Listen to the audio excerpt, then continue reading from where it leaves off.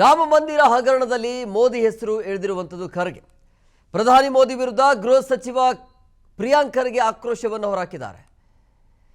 So ಮೋದಿಯೇ Rama ಮಂದಿರದ ಪ್ರತಿಷ್ಠಾಪನೆ ಮಾಡಿದ್ದು, ಹಣ ದುರುಪಯೋಗದ ಬಗ್ಗೆ ಪಿಎಂ ಯಾವಾಗ ಮಾತನಾಡ್ತಾರೆ ಅನ್ನುವಂಥ ಪ್ರಶ್ನೆ ಈಗ.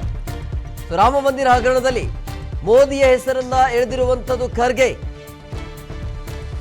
ಪ್ರಧಾನಿ ಮೋದಿಯ ವಿರುದ್ಧ ಗೃಹ ಸಚಿವ ಪ್ರಿಯಾಂಕ್ ಖರ್ಗೆ ಆಕ್ರೋಶವನ್ನ ಹೊರಹಾಕಿದ್ದಾರೆ. ಒಂಥರ ಲಾಜಿಕಲ್ ಆಗಿ ಇವರು ಪ್ರಶ್ನೆಯನ್ನ ಮಾಡಿದ್ದಾರೆ. ಮೋದಿಯೇ ರಾಮ ಮಂದಿರದ ಪ್ರಾಣ ಪ್ರತಿಷ್ಠಾಪನೆ ಮಾಡಿದ್ದು ಅಲ್ವಾ? ಕರೆಕ್ಟ್ ಅಲ್ವಾ? ಹೌದು. ಹಣ ದುರುಪಯೋಗದ ಬಗ್ಗೆ ಪಿಎಂ ಯಾವಾಗ ಮಾತನಾಡ್ತಾರೆ?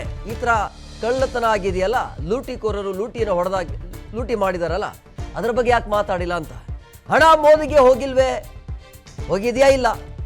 ಅದನ್ನ ತಿಳಿಯೋದು ಹೇಗೆ ಅಂತ ಇವರ ಪ್ರಶ್ನೆ. ಈಗ ಮೋದಿ ಯೋಗಿ ಅವರ ಧ್ವನಿ ಎಲ್ಲಿ ಹೋಯಿತು? ಅರ್ಥ ಇದೆ, ಇವರು ಪ್ರಶ್ನೆ ಮಾಡೋದ್ರಲ್ಲಿ ಅರ್ಥನೂ ಕೂಡ ಇದೆ.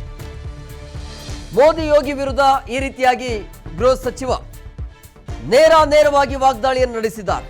ಈಗ ಇಲ್ಲಿ ಯುಪಿಯ ಯೋಗಿ ಆದಿತ್ಯನಾಥ್ ಅವರು ಮಾತನಾಡಿದ್ದಾರೆ. ಬಟ್ ಮೋದಿ ಯಾಕೆ ಮಾತನಾಡ್ತಾ ಇಲ್ಲ?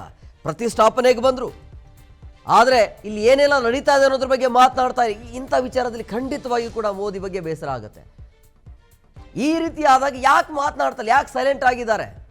ರಾಮ ಮಂದಿರವನ್ನ ಪ್ರತಿಷ್ಠಾಪನೆ ಮಾಡಿದ್ದು ಮೋದಿನೇ. ಈ ರೀತಿ ಕಳ್ಳತನ ಆಗಿದೆ, ಲೂಟಿ ಆಗಿದ್ದು ಆದರೂ ಕೂಡ, ಕೋಟ್ಯಾಂತರ ರೂಪಾಯಿ ಲೂಟಿ ಆಗಿದ್ರು ಕೂಡ, ಹಗರಣ ಆಗಿದ್ರು ಕೂಡ ಒಂದು ಮಾತು ಯಾಕಿಲ್ಲ ಅನ್ನುವಂಥ ಪ್ರಶ್ನೆ ಪ್ರಿಯಾಂಕ್ ಖರ್ಗೆ ಅವ್ರದ್ದು. Mann Ki Baat on this.